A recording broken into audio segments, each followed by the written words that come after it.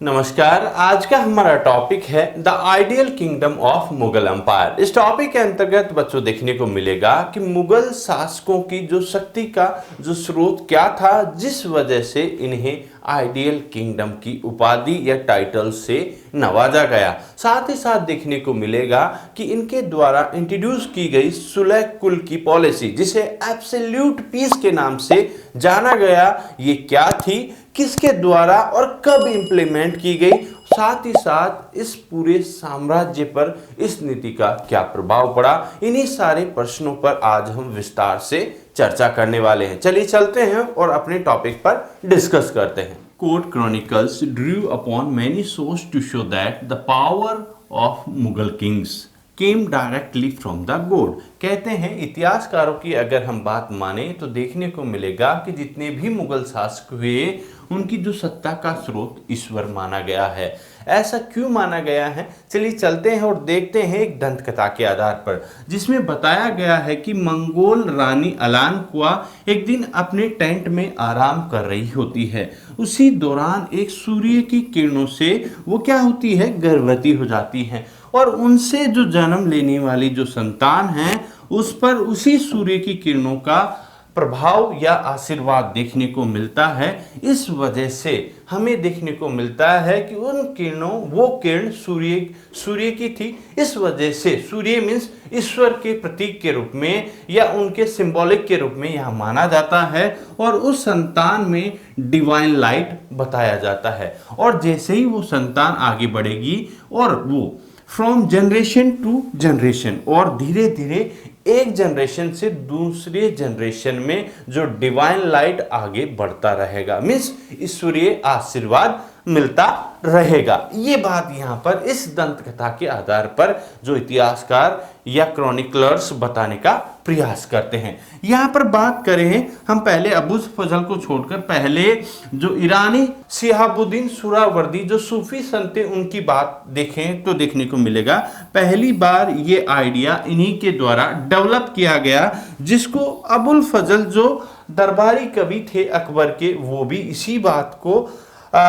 Verify करते हुए बताते हैं कि मुगल साम्राज्य या शासक हैं वो सत्ता के हायरार्की में सबसे ऊपर हैं, क्योंकि उन पर किनका प्रभाव है, डिवाइन लाइट का, मीन्स वो ईश्वरीय प्रतिनिधित्व हैं। इस वजह से इस सोसाइटी में सबसे ऊपर आते हैं। ये बात कौन कहते हैं, अबुल फजल। किस बेसिस पे कहते हैं, शिहाबुद्दीन सुहरावर्दी जो एक ईरानी सूफी संत थे। और अगर इस बात को ये आगे बढ़ाते हुए कहते हैं क्योंकि ये कौन, मुगल शासक क्या हैं, ईश्वरीय प्रतिनिधित्व, रिप्रेजेंटेटिव, इस वजह से ये spiritual guidance for his subject, जो आध्यात्मिक जो ज्ञान के स्रोत के रूप में भी हमें देखने को मिलता है। किनको, मुगल शासकों को। ऐसी बात यहाँ पर कौन, अबुल फजल बताते हैं। साथ में आपको दिखेगा पेंटिंग लाइक ए गॉड। इसी दौरान जैसे ये आइडियाज डेवलप हो रहे हैं तो साथ में आपको ये भी देखने को मिलेगा कि ईश्वरीय प्रतिनिधित्व को अगर मानते हैं तो वैसी पेंटिंग्स भी दिखाई जाने लगती है। यहाँ पर आपको देखने को मिलेगा कि जब 17वीं सेंचुरी में जब यूरोपियंस आते हैं तो यहाँ पर अपनी पेंटिंग्स के थ्रू जहाँ पर देखने को मिलेगा माता मेरी हो या फिर जो ईसा मसीह हो, उनकी पिक्चर्स के पीछे जो डिवाइन लाइट वहाँ दिखाया गया है। अब जो मुगल शासकों के पीछे भी जो चित्रकार उस चीज को दिखाने लगते हैं। यहाँ पर अबुल हसन की पेंटिंग लें तो जो जहांगीर है साथ में अब एक हाथ में जो अपने पिता अकबर का चित्र लिए हुए हैं, उसी में देखने को मिलता है कि उनके फेस के पीछे भी डिवाइन लाइट दिखाई गई है। इट मीन्स उन पर भी ईश्वरीय आशीर्वाद या जो डिवाइन लाइट का प्रभाव है, means he was also a representative of a god. इस वजह से ये बात देखने को मिलती है। सामने जो पिक्चर दिखाई दे रही है उसमें अकबर है, हाथ में गोला लिए हुए हैं। गोला के खाने का नहीं, वो साम्राज्य में सत्ता का प्रतीक है, जिसमें कहते हैं कि ये इनको ट्रांसफर करते हुए। लेकिन यहाँ पर थोड़ा सा कंफ्यूजन है। क्या कंफ्यूजन है मान सिंह जी, कि यहाँ पर डिफाइन नहीं किया गया है कि मुगल शासकों के द्वारा सत्ता किसको ट्रांसफर की जाए। इस वजह से बहुत सारे कॉन्फ्लिक्ट्स देखने को मिलते हैं। स्वयं जहांगीर भी अपने पिता के खिलाफ लास्ट में रिवोल्ट कर देते हैं, लेकिन वो माफ कर देते हैं। ऐसा अबुल हसन अपनी पेंटिंग के द्वारा बताने का प्रयास करता है। जब हम यूनिफाइंग फोर्स पर जब पढ़ते हैं तो यहाँ पर देखने को मिलेगा कि जितने भी मुगल क्रॉनिकल्स थे उनमें इंडिया के अंदर जो अलग अलग हिंदू हो, जैनी हो और मुस्लिम्स हो, ऐसे जितने भी धर्म थे इनके बारे में बताया गया है, जो इस समय मुगल साम्राज्य के अंदर एग्जिस्ट कर रहे हैं या मुगल साम्राज्य के अंदर इन धर्मों को मानने वाले लोग भी रह रहे हैं, जिनके मध्य जो इतिहासकार ये बता रहे हैं कि इनके मध्य देखने को मिलता है शांति और स्टेबिलिटी बनाने के लिए। यहाँ पर जो इतिहासकार कह रहे हैं कि इन सभी धर्मों से ऊपर मुगल शासक हैं और वो इन सबके मध्यस्थता, इन सबके बीच में मध्यस्थता बनाने का प्रयास कर रहे हैं। कौन कर रहे हैं? मुगल बादशाह। जस्टिस एंड पीस प्रिवेल्ड के द्वारा। यहाँ पर अबुल फजल बताते हैं कि यहाँ पर आइडिया ऑफ सुलह कुल की बात करते हैं, जिसका मीनिंग होता है absolute piece.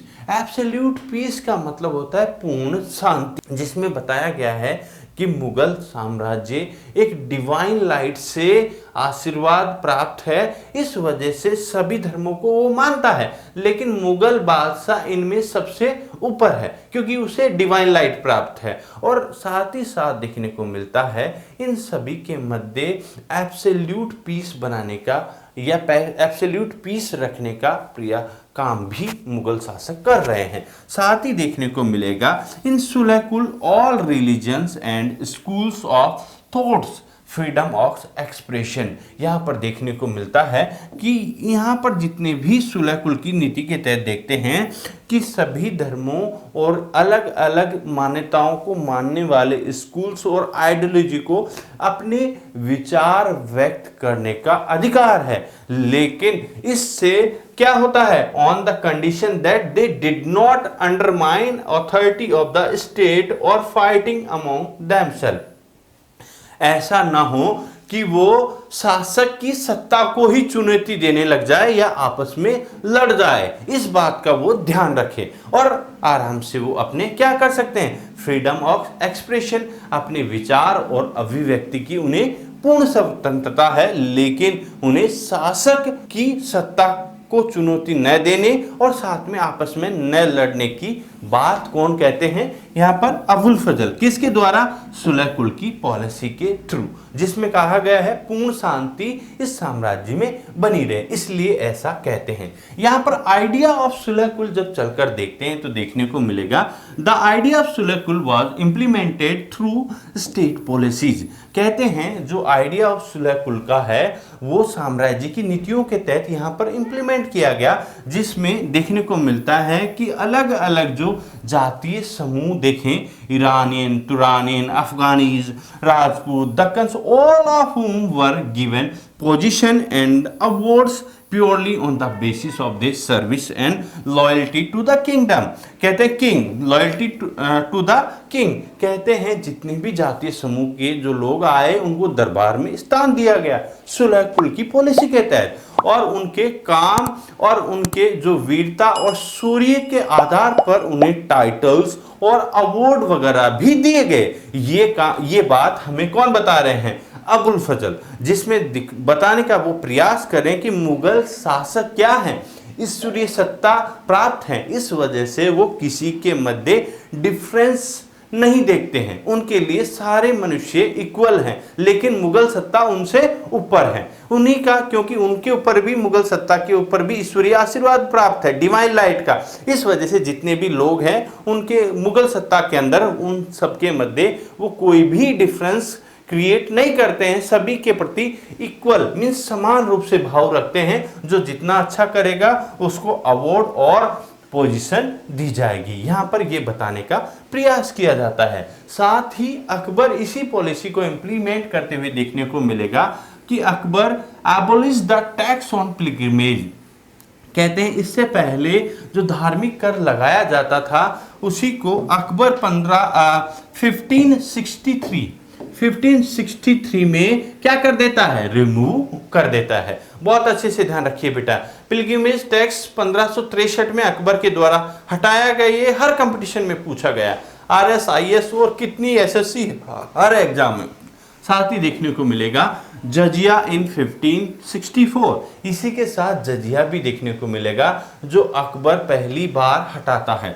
As the two were basis on the religion discrimination, जिसे अभी तक के जितने भी शासक हैं जो रिलीजन के बेसिस पे इंप्लीमेंट करते आ रहे हैं, देखने को मिलता है कि लोगों की जान माल की रक्षा के लिए जो शासक लोगों से जो मुस्लिम धर्म को नहीं मानते थे उनसे ये टैक्स लिया करते थे। कौन, जजिया, जिसे 1564 में अकबर रिमूव करता है, और दूसरा जो धार्मिक यात्रा कर था जिसे 1563 में रिमूव करता है। ये बात हमें यहाँ पर देखने को मिलती है। आगे चलकर देखते हैं, Instructions were sent to officers of the empire to follow the precept of सुलह कुल in administration, और साथ ही साथ ये जितने भी अधिकारियों को आदेश देता है कि पूरे साम्राज्य में सुलह कुल की नीति का पालन किया जाए। और साथ ही देखने को मिलता है कि शासक न केवल मुस्लिम धर्म के लोगों को, बल्कि ना उनकी बिल्डिंगों को, बल्कि अदर धर्म के मानने वाले लोगों 1679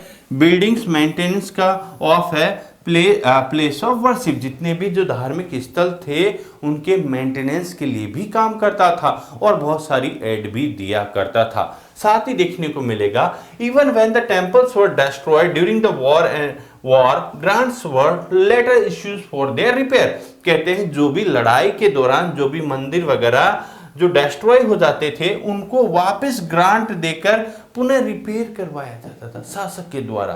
as we know from the of Shahjahan and Aurangzeb, जिसे हम शाहजहां और औरंगजेब के पीरियड में भी देख सकते हैं। आगे चलकर देखते हैं, however during the reign of the latter the jizya was reimposed on non Muslim subjects. कहते हैं आगे चलकर जो औरंगजेब हैं, यहां पर देखिए ये वाला बंदूक, ये कि देखने में वापिस जजिया कर री इम्पोज कर देता है।